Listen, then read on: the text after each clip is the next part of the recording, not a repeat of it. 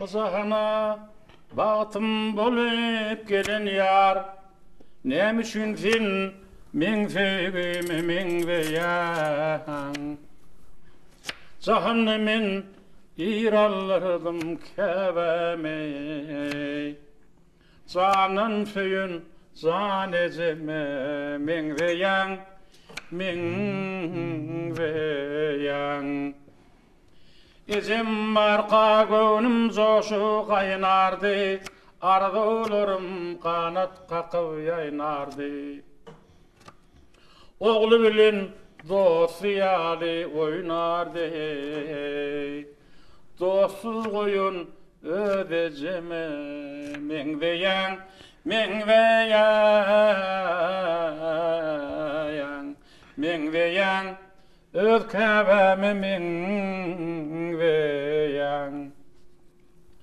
Akıl başta olur gödüllük gözü, feygü yürekte bor aynası gözü.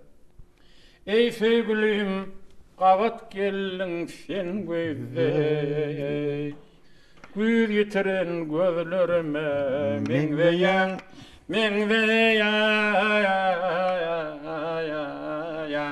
min veyan. Öz keveme min veyan. Anan yarın senin kızıl narlığına, anan yarın sen vefalı yarlığına.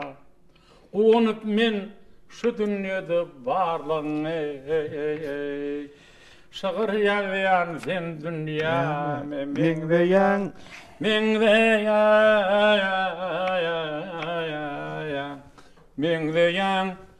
Öz keveme min veyan. Unup men ödeyimde barlığını, şağır yalyan sen dünya min veyan,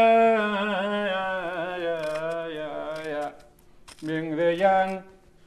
Öz keveme min veyan. Köp sağ ol Halife. Men şulaydım hatam goýar ýa-da. Hawa.